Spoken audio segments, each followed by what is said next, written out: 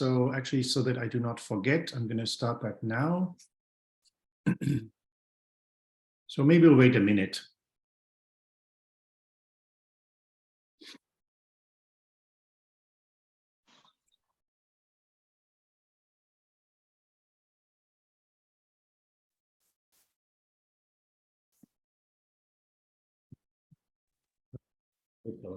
Horrible color, yeah, this, I don't know what this is, but no, I think it might have just come up. Okay, we have to. All right, I think we may begin.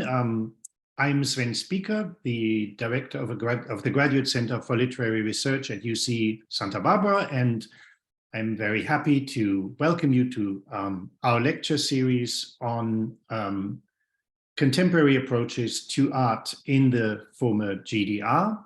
The series is organized in conjunction with Ca' Foscari University in Venice, Italy, with my colleague Matteo Bertelet, who will join us shortly. And as every fortnight, we're super happy to have you all here. And our guest today is Alexia Pooth, who is an art historian. After professional positions in the New National Gallery in Berlin, the Bauhaus-Dessau Foundation, and the German Historical Museum in Berlin, Alexia is currently working at the Center for Contemporary History in Potsdam, Germany. Furthermore, she is preparing a publication entitled Exhibition Politics, the Documenta and the GDR, which will be published at the end of 2023. So today, Alexia will speak to us, I guess, about the relationship between the GDR and Documenta. So we're really looking forward to that. Thank you so much, Alexia, for being here, and please go ahead. Well, thank you. A warm hello to all of you attending.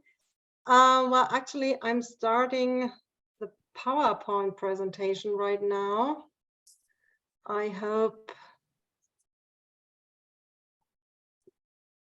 So I hope this is working well at the moment.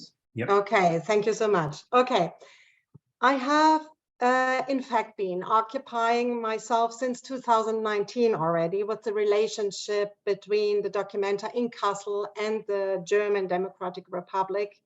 A really fascinating field, at least for me, that has played merely a subordinate role in the Documenta literature and research until today. The question of how people in the GDR viewed the Documenta between 1955 and 1989 has almost never been raised before. Whether there were functionaries, politicians, or artists in the GDR who talked about the Documenta, exchanged thoughts about it, has also not yet been examined widely.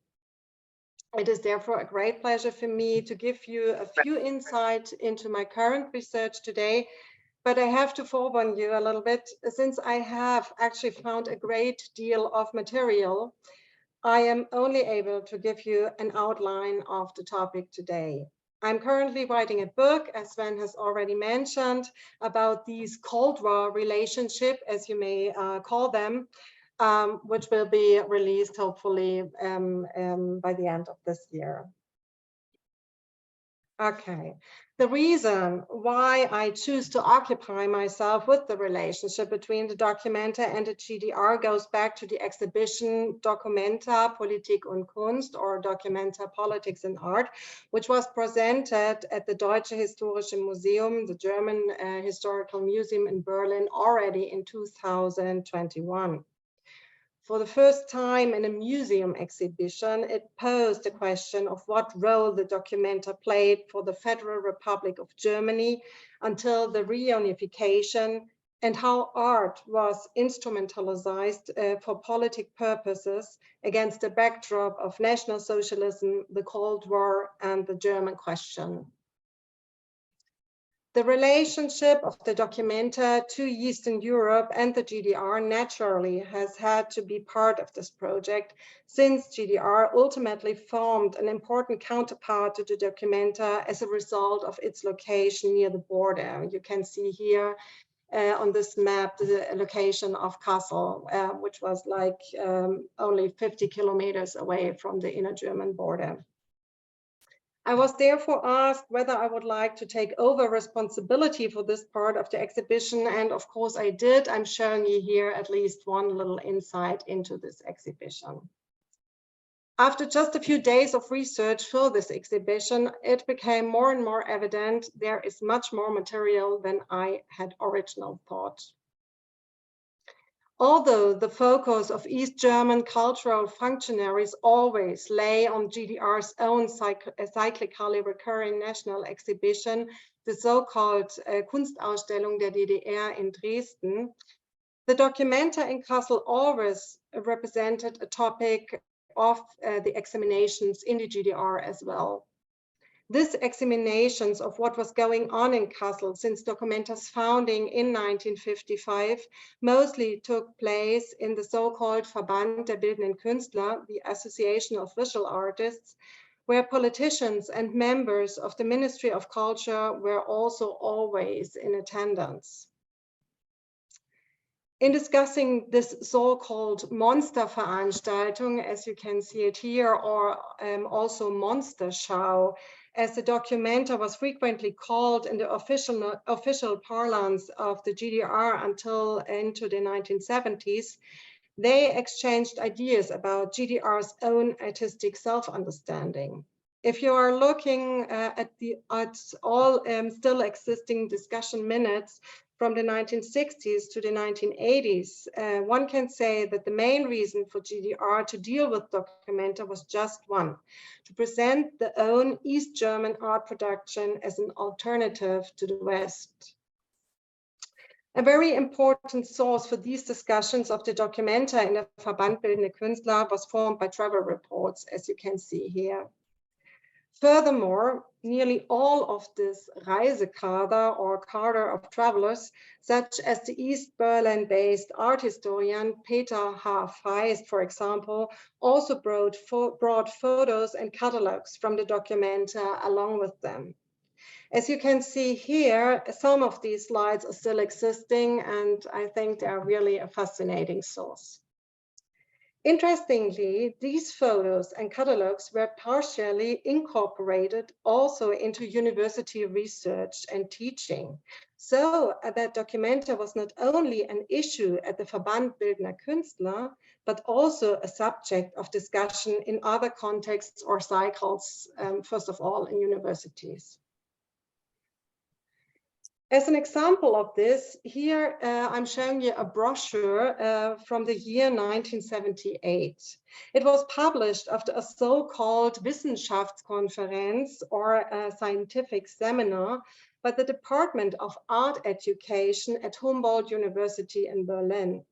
In this department, there was a group of young art educators who occupied themselves in the late 70s and early 80s with the question of how an innovative art education in GDR could or should look.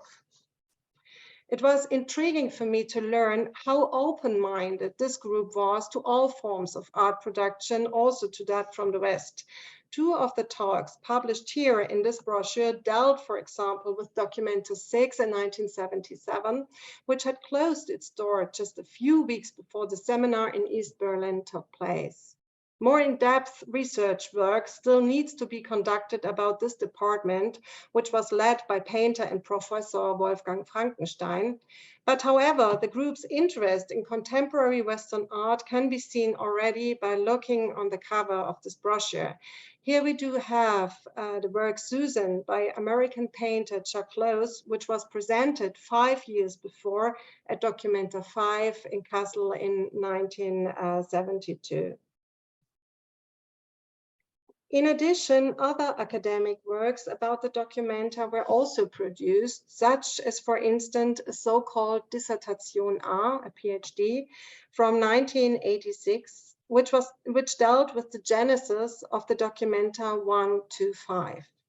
I'm showing you here the front page of this dissertation, unfortunately in a quite bad quality.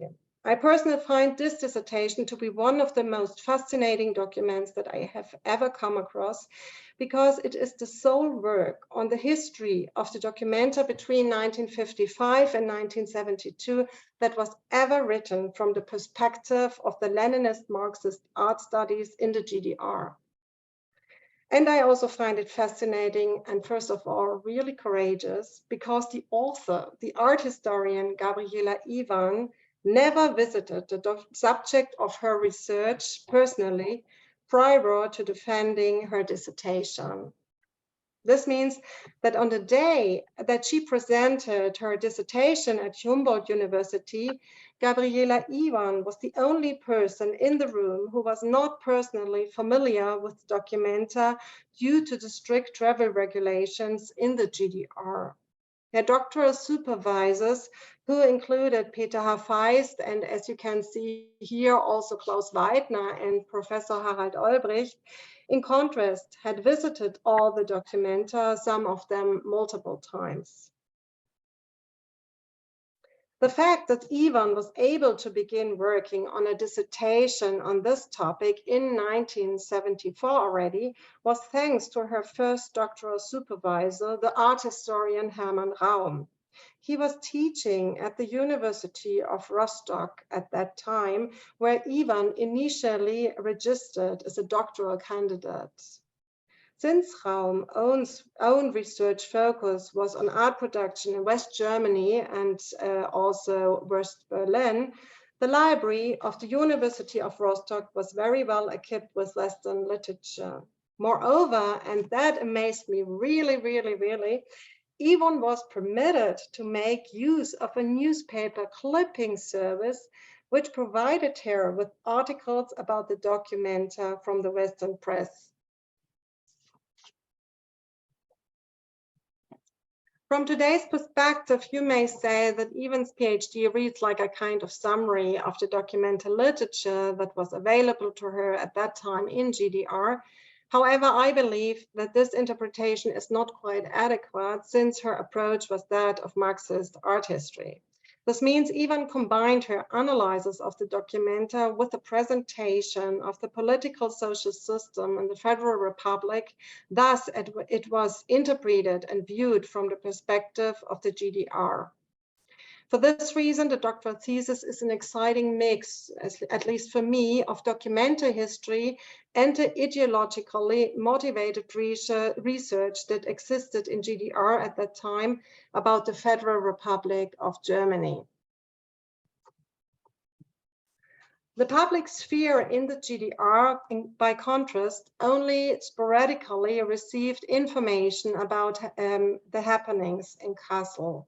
Generally, though, through daily newspapers or the specialist art history press. One important reporter was the art critic Lothar Lang, who between 1959 and 1977 reported from the documenta frequently, for example, in the magazine Die Weltbühne, as you can see here. His articles are unique sources, since in them art expertise and personal connoisseurship are combined with the official cultural political course of the Socialist Unity Party. In contrast to other critics, Lang was a truly open one, though he naturally had to adhere in his statements to the respectively applicable language rules of the Politburo in East Berlin.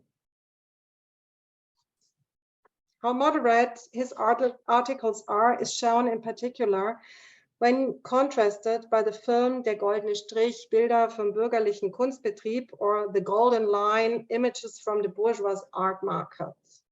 It was shown in on GDR television in 1974, 2 years after the documenta 5 in 1972. The film was produced by the studio Heinowski and Scheumann in East Berlin, which was famous in the GDR at that time for its undercover research work in Western countries. The documentary filmmaker Peter Vogt was responsible for directing this film. And this film is about documenta 5.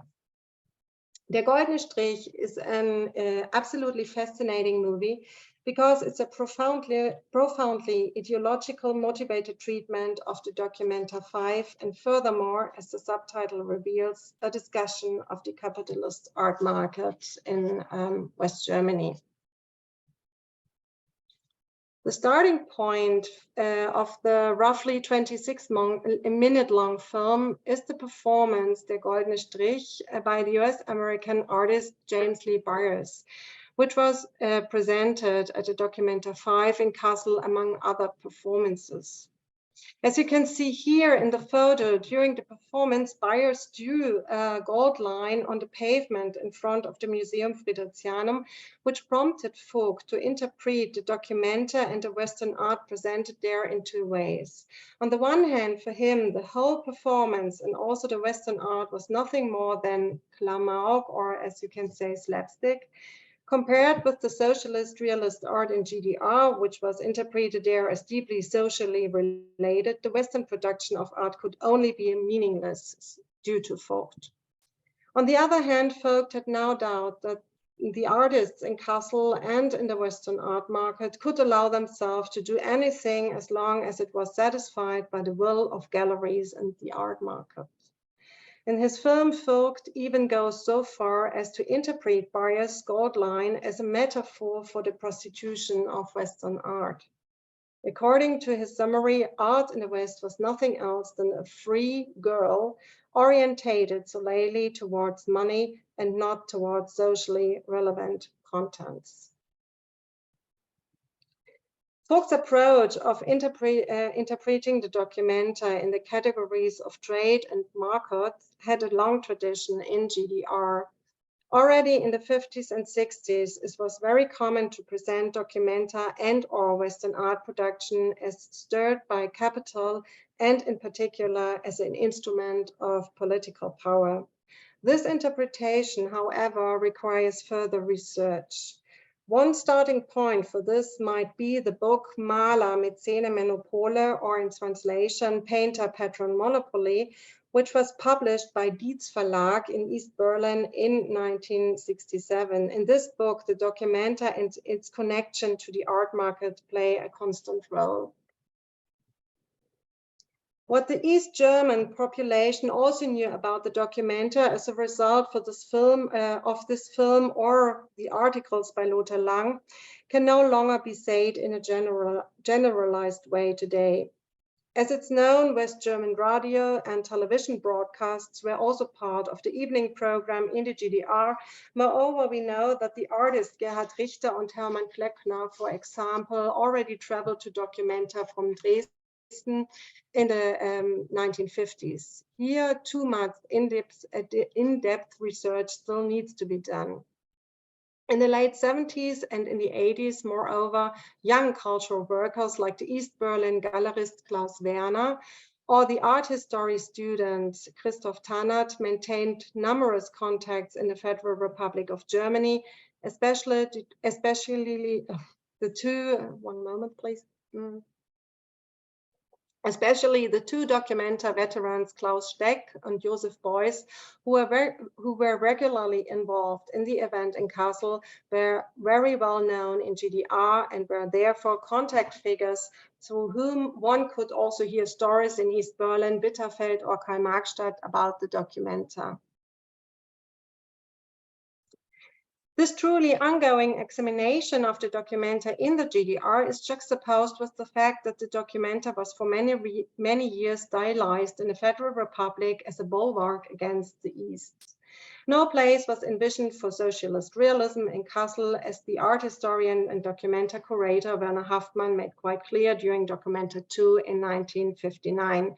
Only artworks that corresponded to the liberal self-image of the West were accepted as being Documenta worthy.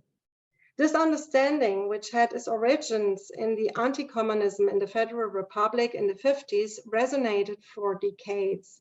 Up to the fall of the wall, most curators of the Documenta barely made any effort to reflect in more detail on the art production and cultural political situation in the Eastern Bloc. When artworks from the East were presented at the Documenta in Kassel, then mostly by such artists who were already known in the West, orientated themselves stylistically towards what was on vogue in the West or were represented by Western galleries. At least this is my research till today. The artist Gerhard Altenburg can be mentioned as one example from the GDR here. He lived in the GDR, but nevertheless represented by the Galerie Springer in West Berlin and later by the Hanover-based Galerie Bußberg, was shown in Kassel for 2 times. However, during the course of the New Eastern policy brought into being by the Federal Chancellor Willy Brandt in the 1970s, contacts between the changing curatorial teams of the Documenta and the GDR intensified. For instance, Klaus Honneff, one of the curators of Documenta 5 and 6, here in this picture together with Manfred Schneckenburger and Evelyn Weiss, traveled to GDR in the early 70s and maintained friendship with Bernhard Heisig and Werner Tübke. Nevertheless, these individual, generally loose connections were barely made public to the Western audience. One very important exception in the relationship between Documenta and GDR was the Documenta 6 in 1977, to which Manfred Schneckenburger, the artist director at that time, invited the painters Wolfgang Matoya, Willy Sitte, Bernhard Heisig, and Werner Tübke from the GDR. 23 of their works were then presented at the Museum Fridericianum, while 2 sculptures by Fritz Kremer and by Jo Jastram were presented in the outer area of the Documenta. The Documenta audience reacted very differently to art from the GDR. One half was pleased to finally see art from East Germany at the Documenta. The other half rejected the pictures for political or artistic reasons. Georg Baselitz and Markus Lüpertz, 2 artists also envisioned for the Documenta 6, even went so far as to have their pictures picked up again prior to the opening in 1977. 5 years before the Documenta 5, curator Harald Seemann had already made an attempt to present a current realistic art production from the East at his Documenta 5 under the motto Befragung der Realität, Bildwelten heute, questioning reality, pictorial words today. To this end, a personal letter was even sent to Erich Honecker in March 1972. But Seemann's plan failed due to the fact that the New Eastern policy was still at its beginning at the time. There were corresponding infrastructure between East and West Germany was lacking, and the GDR regarded the new course of the Federal Republic with great skepticism. One aspect of this failure was surely also the fact that Seemann was not really interested in the art in the GDR. Finally, in 1972, Documenta could not obtain no single artwork from the Eastern Bloc. By contrast, in 1977, Manfred Schneckenburger wanted to close the generally prevailing gaps in information with respect to art from the GDR for the first time at the Documenta. With the assistance of the so-called Ständige Vertretung der Bundesrepublik Deutschland in Ost-Berlin, the permanent representation of the Federal Republic in East Berlin, which was established in 1974, and the goodwill of GDR's Verband Bildender Künstler, whose president at that time was Willy Sitte, he succeeded in gaining the trust of GDR functionaries and also of the artists Matoya, Sitte, Tübke, Heisig, and also Jo Jastram. Nevertheless, the historical disinterest with respect to the GDR on the part of the Western Documenta teams is reflected until today in the Documenta literature and research. In the more than 30 years since the collapse of GDR, only one book on the topic has been published. In 2005, the art historian Gisela Schirmer reconstructed how the invitation of GDR artists to the Documenta 5 and 6 came about. Her research work remains important till today, on the one hand because she sheds light on a unique chapter in German art history based on the Documenta, On the other hand, because she made clear that with respect to documenta GDR relationship, not only the documenta archive in Kassel should be consulted, but also as many other archives as possible. For example, the sources that I have presented to you so far in my talk actually come from primarily from the archive of the Akademie der Künste, the Federal Archive in Berlin, the Humboldt University Archive, or the so-called DEFA Stiftung. Wow. Since each of the documents presented here is fascinating and in particular brings together various historical aspects, I would like to take advantage to present one document in more detail to you. It is a 4-page text written in 1960 at the East Berlin Akademie der Künste in the section for visual arts. I have chosen it because it is a concept for an East German counter-exhibition to the documenta in Kassel, and therefore a really, really unique source. I do not know if you can read it here on this slide, but either Documenta Humana or Dokumente der Menschlichkeit. Yeah, it should be also there in the text, actually. This means Documents of Humanity were envisioned as possible title for this kind of East documenta. Painter Otto Nagel, the president of the Akademie der Künste at that time, himself was the person who commissioned this exhibition draft. In 1959, he had traveled to Documenta II. There, in light of the nearly exclusively abstract arts by Jackson Pollock, Ernst Wilhelm Ney, and many, many others that was presented at the time, Nagel came to the decision to juxtapose a separate exhibition of realist art with this enterprise in Kassel. The reason for this idea was quite simple. Much to the annoyance of the GDR, the curators of the Documenta II posited the thesis in Kassel that the future of art lay solely in abstraction. Realist socialist art production, and in particular the ideas of the recently initiated Bitterfelder Weg in the GDR, had no relevance in this kind of world language of abstraction. The GDR, of course, comprehended this curatorial statement not only as an attack, but also as a grand falsification of history, a new form of inquisition, and charlatanism.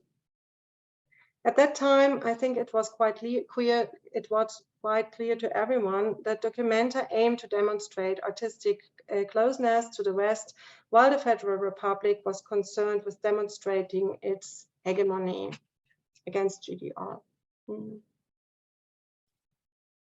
The author of the text itself, however, was not Nagel himself. As you can see here, 2 research assistants of the Akademie, Heinz Lüdecke and Rosalene Decho, were instead responsible.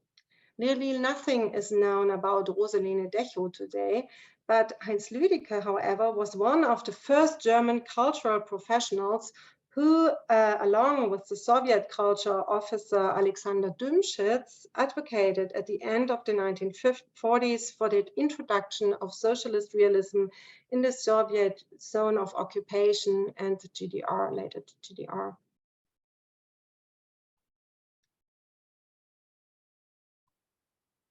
As you can see here from this list, the exhibition draft was designed to be against war, fascism, militarism, and colonism, and instead to advocate for peace, equality, and international friendship. To demonstrate these artworks were supposed to be borrowed from Germany, Austria, Russia and the Soviet Union, Poland, Belgium, France, England, Holland, Italy, Denmark, Finland, the United States, Mexico, Egypt, Israel, and Hungary.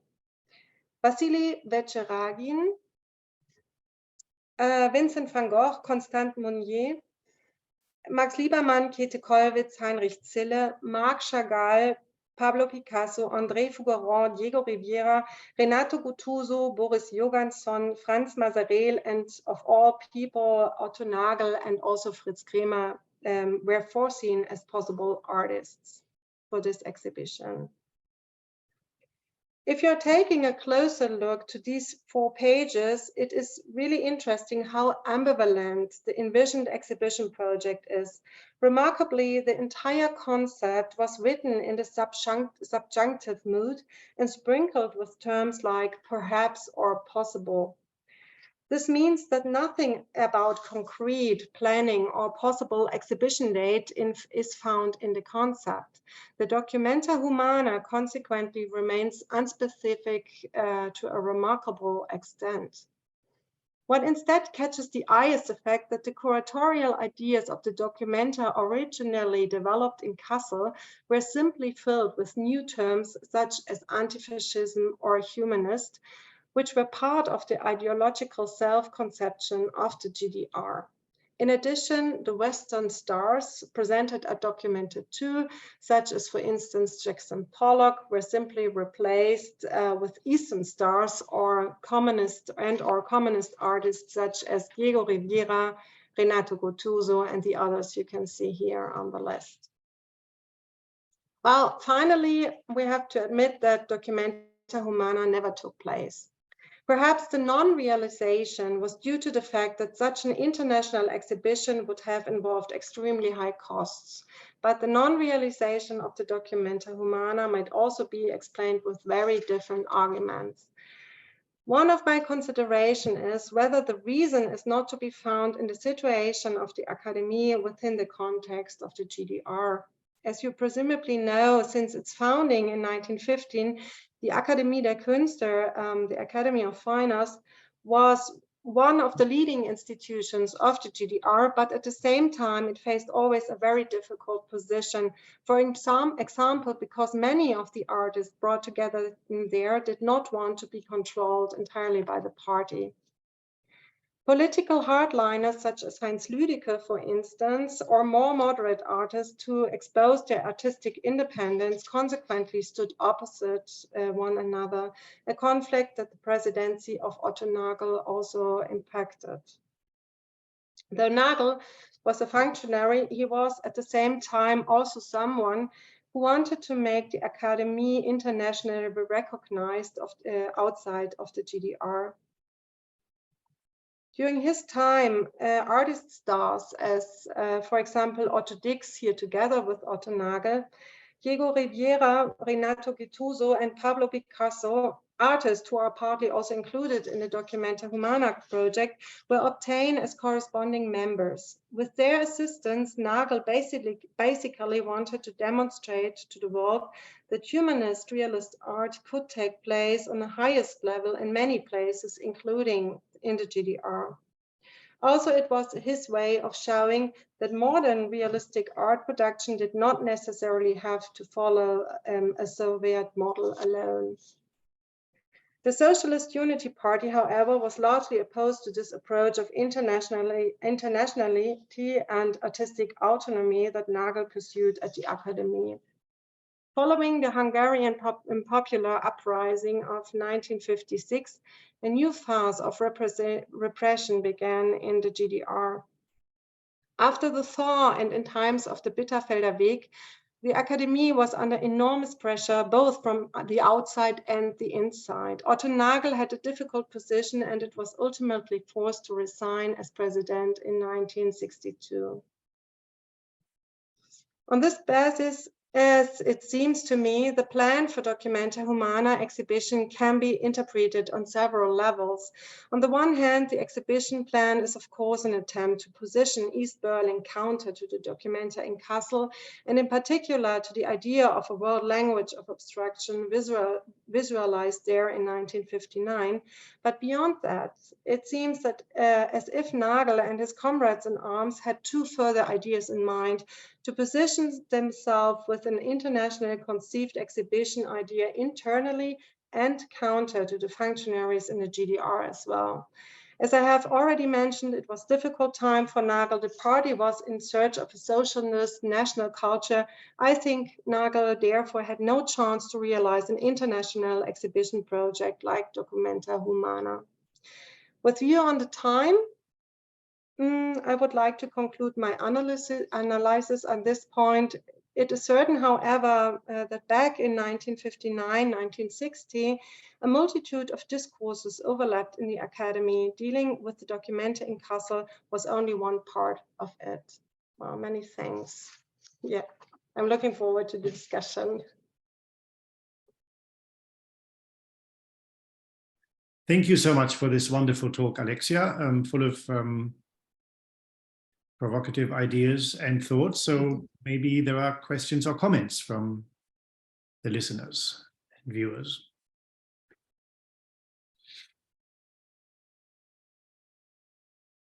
Yes, please, Seth. Thank you so much, Alexia, for this talk, which really brought so much to our attention, to my attention. These amazing sources. I just have to see the Goldene Strich now, this Peter Vogt film. This is just incredible. And the idea that he was making it in Heinowski and Scheumann's studio would suggest that it was playing a kind of ideological role that you know, we really wouldn't associate naturally with Documenta. You know, this is agitprop for the world stage that it's making. You think about Pilots in Pajamas or something. So that's fantastic.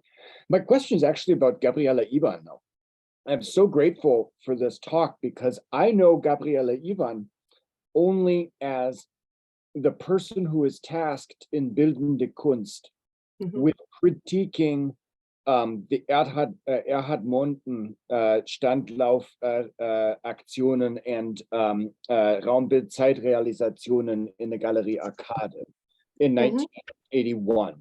She is who gets the pen in Bildende Kunst to deliver the official denunciation of performance art and live art by artists in this gallery space. And it's fascinating to me to hear that, you know, something like whatever it was, 8 years before, she had been the doctoral student most interested in documenta and contemporary art, who had sort of developed a critical vocabulary and working knowledge from the materials that she was reading. So I wonder if you could maybe fill in some of the details on Gabriele Ivan's kind of academic or professional trajectory that would help to kind of flesh out the methodology that she develops in the dissertation, and how that then becomes almost a tool or a weapon in the case of the art historians and the art critics to kind of prevent documenta-like Erscheinungen in the GDR.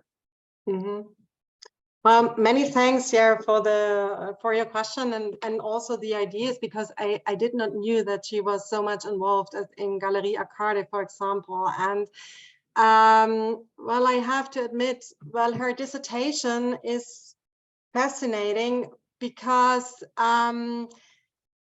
well, how to put it? Well, actually, she had no possibilities to went to the West to see archives in the West, and therefore, actually, she just like, yeah, did a kind of summary of the literature she got from the West or from the libraries, or whether from these articles.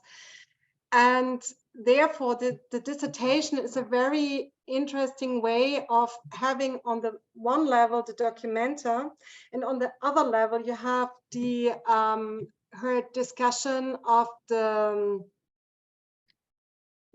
politics and art market topics in the Federal Republic.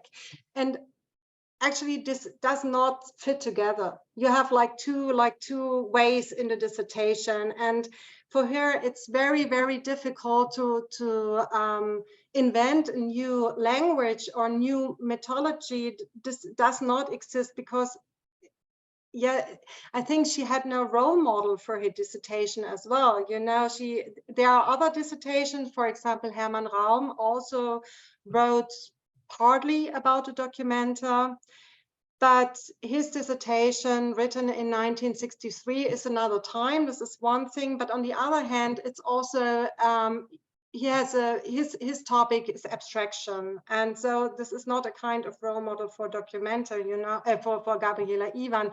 And also there is another dissertation by Hans-Jürgen Papies, who also is dealing with the documenta, but only like one. This is just one thing in a bigger discussion, you know. So, and it's quite interesting because Gabriela also really was, I think she began her dissertation in 1974 and finished it in 1986. So it took really a long time for her. She started to work, for example, at Otto Nagelhaus in East Berlin, for example. So I think this is not a kind of dissertation which is very like, how to say, innovative, or so it's just, it is a glimpse for us today how art history was conducted in university in East Berlin, or also in Rostock, I think. And this is anything I can say at the moment. Actually, it needs further research. Yeah, it would be interesting just to write an article or something about just this dissertation in the concept of art history in the GDR. Thank you so I much. hope this answers more or less. Yeah. I really am grateful for this. I see them as having a really thorny problem, because when they look at documenta, especially in the 70s, right after Fluxus, or I mean not after, but you know, after the sort of heyday of Fluxus, and they track the further dematerialization of the art object, the kind of intrusion of maybe the biggest attention or media into the things that are no longer oil painting or sculpture, they can formulate a critique of the art market and art for the satisfaction of the market that has to sort of sympathize with installation art, with performance art, with land art, or self-destructing art.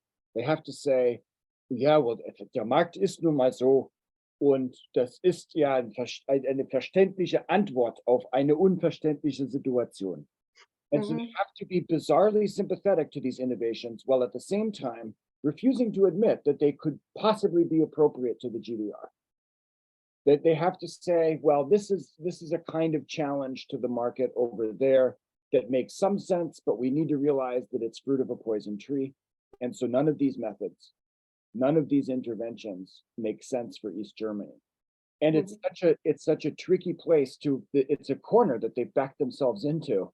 That I mean, obviously it just comes from, you know, Marxist-Leninist mechanism, but this is such an interesting problem. Thank you so much for your... Absolutely, and it really, as I already said, it needs further research. Yeah, this is just my research is just, how to say, it's just I was just intrigued by all the materials, and my book is just like a resource source, you may say, for further research. Just I see it like like a source collection, you may say, and you can use it and see where the materials can be found, and then you can start further research. I think this is what I'm doing at the moment. So feel free to think about all these things. I would be very interested to learn more about it, actually. Yeah. Thank you. Other questions or comments? Yes, I have a question, and thank you, Alexia, for your paper. I really, as I told you already, I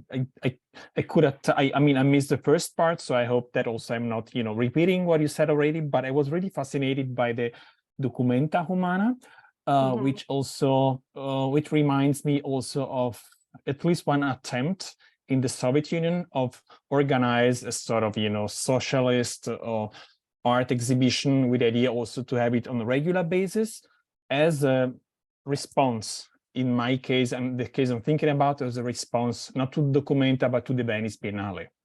So also, and it was exactly the same years. So really by 1959, all the Soviets at the Venice Biennale, they realized that it's not their place to be. They felt so, you know, surrounded by formalism and abstract art, and they really wanted to create an alternative. And that's something that they did in 1959.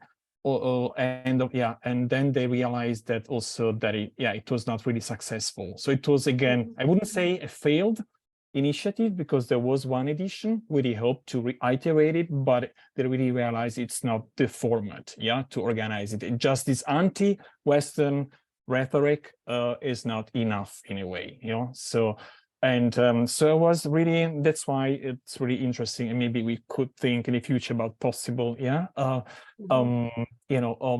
studies dealing on this catalyst in a way of, and I mean, we're talking about the Venice Biennale and Documenta, the two main showcase, of the Western world. So I was actually thinking, my question is whether, and it's not about the reasons why it did not was repeated, and you mentioned already some possible reasons, but I was thinking whether it did transform this anti-Biennale or anti-Documenta reaction into something productive at that moment. The Kunstausstellung der DDR was already, I mean, it was still called Deutsche Kunstausstellung, I think, right, in Dresden.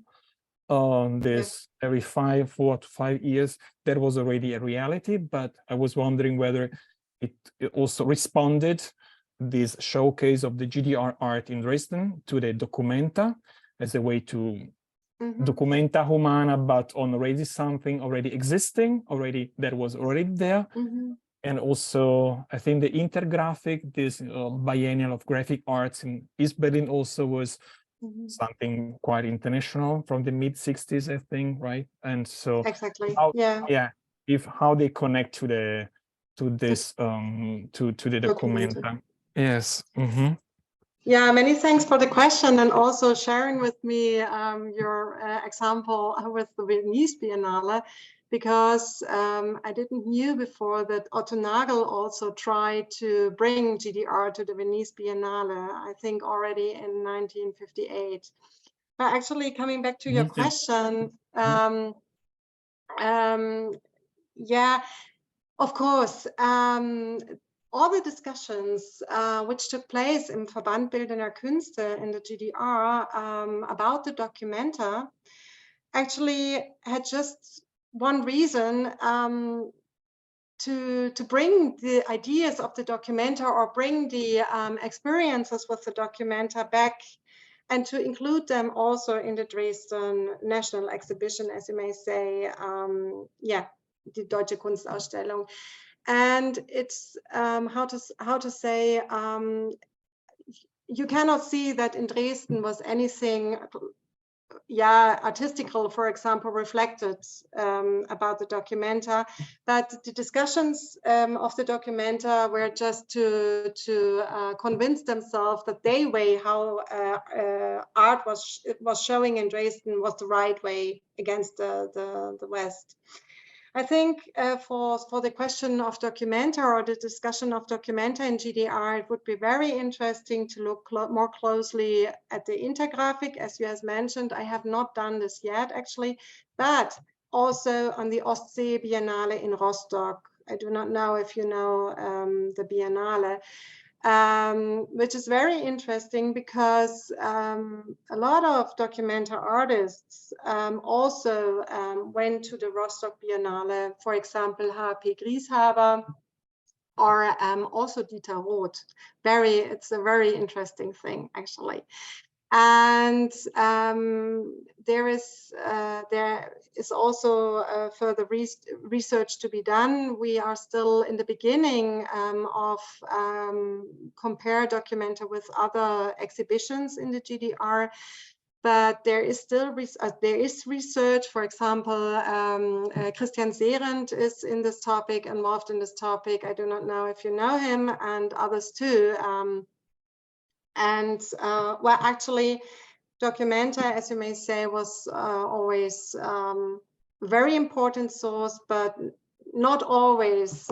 You see the reflections in the exhibitions in the GDR.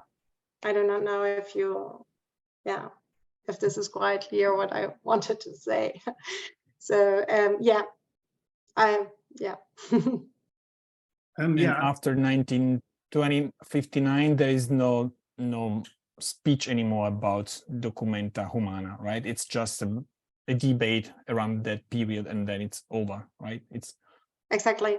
It has Nagel had to resign presidency. There was another exhibition, the so-called exhibition Junger Künstler, young artists, which were artists from the Academy of Fine Arts, and this was like the crashing point in this idea. It was after the construction of the Berlin Wall, and this was this kind of showdown, you may say, between Nagel and the functionaries about how modern art can be in the GDR or not be, and so it was not Documenta Humana, it was this exhibition, young German painters or something like that. But yeah, I cannot recall the exact name, but more or less, yeah. Thank you. I had a comment that maybe to some degree goes back to what Seth was saying, except perhaps from the Western perspective. So I imagine that one of the possible pitfalls of the kind of research you're doing is to represent Documenta as a kind of monolithic block without perhaps acknowledging, as you did in your talk, that there were, of course, detractors and critics of Documenta, sometimes inside the show, who sometimes argued points that actually, to some degree, dovetail with the critiques voiced by critics in East Germany. Think, the influence of the market, the lack of representation of certain art forms. So if you think of 1964, the group of artists around Beuys and Bazon-Broek and so on, who staged demonstration because they were unhappy, with the lack of representation of performance art and other neo-avant-gardist art forms at Documenta. So my point is that that this kind of leftist critique, which sometimes is a critique focused on art and sometimes maybe a critique focused on more economic aspects of art production, happened in the West as well, but it was accompanied by the most amazing ignorance and it's very difficult for me to understand you. It seems I cannot. The connection is not going very well. Sorry, I didn't know that. Did you hear anything of what I said? Can you hear me now? Yeah, the leftist critique in the West, and then I'm interested in the leftist critique of Documenta in the West, both artistic and economic, and the extent to which, and this makes the picture a bit more complicated, that absolutely, the extent to which partially such a critique may dovetail and coincide with points of critique made on the eastern side of the Berlin Wall. So I'm interested in that and how that might sort of complicate the picture. Now, at the same time, this critique went hand in hand, even on the side of, Documenta organizers, with the most glaring ignorance and lack of interest in Eastern European art. I mean, even in the catalog for the 1972 Documenta, when you read about what the organizers think about art from Eastern Europe, it's astonishingly ignorant. So I'm interested in this kind of strange sort of mismatch between the existence of such a leftist critique on the one hand, and yet at the same time, obviously also at the same time, a complete lack of interest in art production in Eastern Europe. To some degree, as far as the 60s goes, I guess this is an echo, of the lack of interest in the Western left in, in what goes on in Eastern Europe more generally. But I'm just curious, what your response might be. Yeah, my response is that this would be a new book. Actually, this is a very fascinating question and a very fascinating topic, and also very, very relevant. And I feel this has to be yeah, it has to be, we need a new book about this, new research, because I have no answer, actually. What I did was just to find what resources were produced in GDR, who were talking about the documenta. This was my question.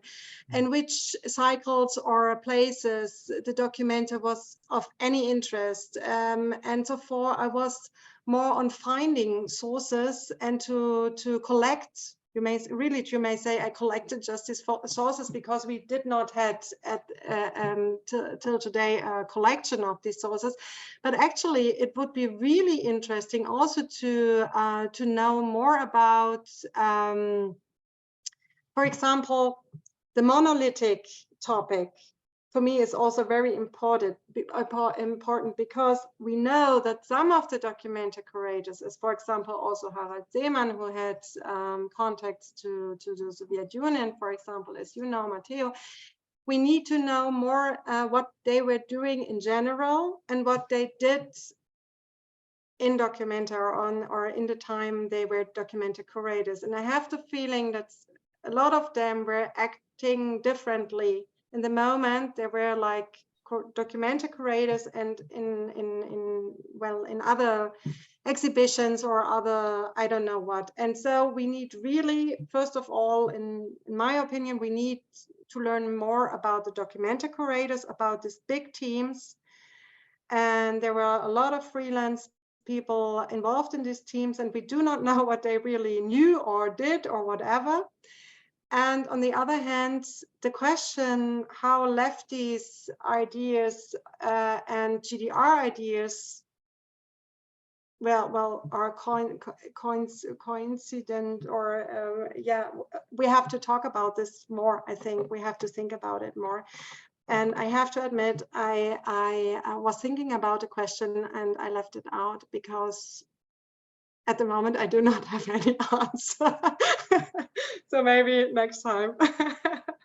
Yeah. Nobody expects you to have an answer to everything. It was, Yeah, of course not. it was more like a suggestion than anything. No, absolutely, but it's absolutely fascinating. It's very important. Yeah. Any other comments or questions?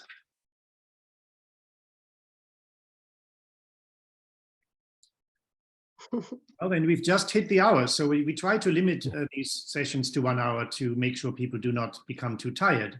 So maybe unless somebody wants to quickly jump in, we might call it a day. And thank you again, Alexia, for being here for this extremely inspiring talk. We wish you all the best with your further research.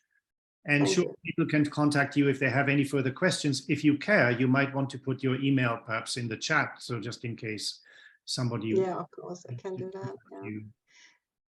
Have you looked at the document, at the Bildende Kunst exchange between Gabriele Iwan and Peter Pachnitzke and others and Eugen Blume on this Galerie Arcade incident? I'd be happy to send you all scans of all the articles. It's a really it would be cool. It would be cool. Yeah. Because I was so documenta focused actually that I left out a lot of very interesting topics. So yeah, it would be great. This would be really fine. So I have to see. I think now. Yeah. Okay. I think that's my contact is now in the chat. And well, thank you so much for inviting me and yeah, sharing your thoughts with me. And yeah, yeah, thank you. Thank you. Well, thank you. Thanks, everybody. Bye. See you soon.